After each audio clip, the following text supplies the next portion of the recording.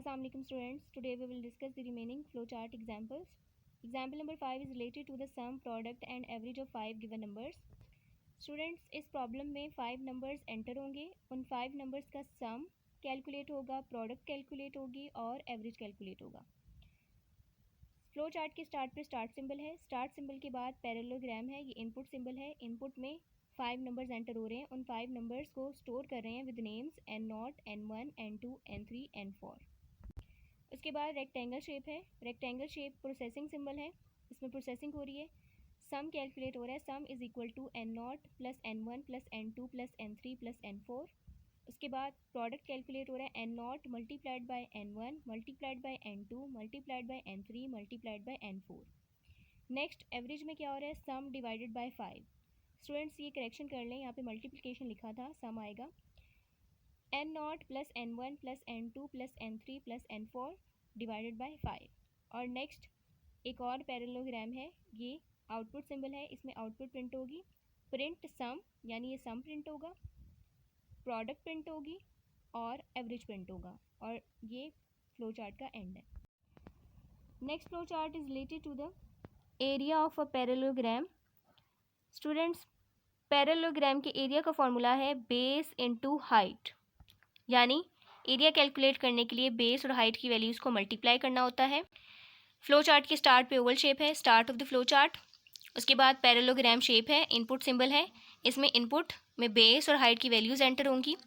उसके बाद processing symbol है. प्रोसेसिंग में एरिया कैलकुलेट होगा. Area is equal to base multiplied by height. उसके बाद पैरेललोग्राम शेप है. This is output symbol. Output में क्या प्रिंट होगा? एरिया. और ये एंड है.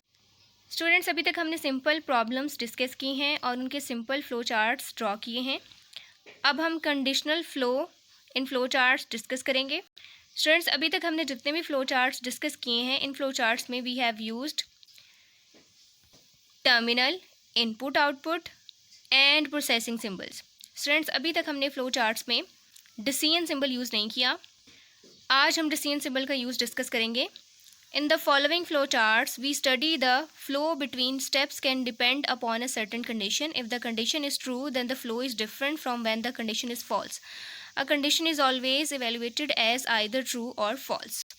Students, हमने डिस्कस किया था डिसीजन सिंबल में बेसिकली एक कंडीशन आती है. अगर तो वो कंडीशन ट्रू होगी तो ट्रू के लिहाज से पाथ अडॉप्ट होगा, ट्रू के लिहाज से स्टेप्स एग्जीक्यूट होंगे, और अगर वो कंडीशन फॉल्स होगी तो फॉल्स वाला पाथ अडॉप्ट होगा और फॉल्स वाली स्टेटमेंट्स या फॉल्स वाले स्टेप्स एग्जीक्यूट होंगे.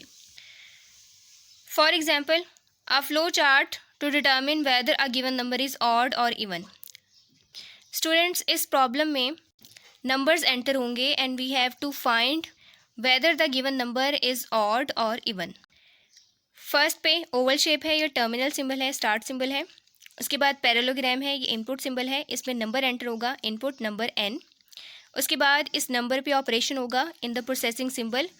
रिमाइंडर REM रिमाइंडर है. Remainder is equal to n mod 2. Students, modulus operator हम 8th क्लास में डिस्कस कर चुके हैं.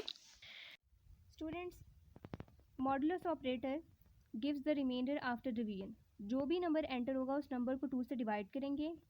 डिवाइड करने के बाद उसका रिमाइंडर चेक करेंगे. अगर तो रिमाइंडर 0 है तो नंबर इवन है, अदरवाइज नंबर ऑड है. स्टूडेंट्स, इस प्रोसेसिंग सिंबल में प्रोसेसिंग होगी, यानी कि उस नंबर का डिवीजन के बाद रिमाइंडर कैलकुलेट होगा. वो रिमाइंडर आएगा डिसीजन सिंबल में. यहाँ पे कंडीशन चेक होगी. इफ़ रिमाइंडर इज़ 0 तो ये पाथ फॉलो होगा, प्रिंट होगा नंबर इज़ इवन. और अगर रिमाइंडर 0 नहीं है तो ये पाथ फॉलो होगा, नंबर इज़ ऑड. और ये दोनों स्टेटमेंट्स मैच कर रही हैं टर्मिनल सिंबल एंड से, यानी कि फ्लो चार्ट का एंड. अगर कंडीशन ट्रू होगी तो ये पाथ होगा और यहाँ से फ्लो चार्ट का एंड होगा, और अगर कंडीशन फॉल्स होगी तो ये पाथ होगा और ये फ्लो चार्ट का एंड होगा. एक्सप्लेनेशन डिस्कस कर लेते हैं. In the above flow chart, after the start step a numeric value is taken from the user and stored in computer memory with name n. यानी कि जो नंबर हमने enter किया है वो नेम n के साथ स्टोर होगा कंप्यूटर मेमोरी में. Then this value is divided by 2 and remainder is stored in the memory with name REM. Division के बाद जो रिमाइंडर आता है उस रिमाइंडर को स्टोर किया जाता है with name REM. To calculate the remainder, mod function is applied. We perform a conditional operation. Students, conditional operation ये है जहाँ पे हमने चेक किया है रिमाइंडर 0 है या नहीं. To check whether n is completely divisible by 2 or not, this is done by comparing the value of remainder with 0. If remainder is 0, the conditional operation gives a true. It means n is even because it is completely divisible by 2. On the other hand, if remainder is not 0, then the conditional operation gives the false value and it means n is a odd number. Students, decision symbol में condition थी, उस condition के true या false होने पे print होगा कि number even है या ऑड है। स्टूडेंट्स, ये थे हमारे आज के फ्लो चार्ट्स। आपने इन फ्लो चार्ट्स की प्रैक्टिस करनी है।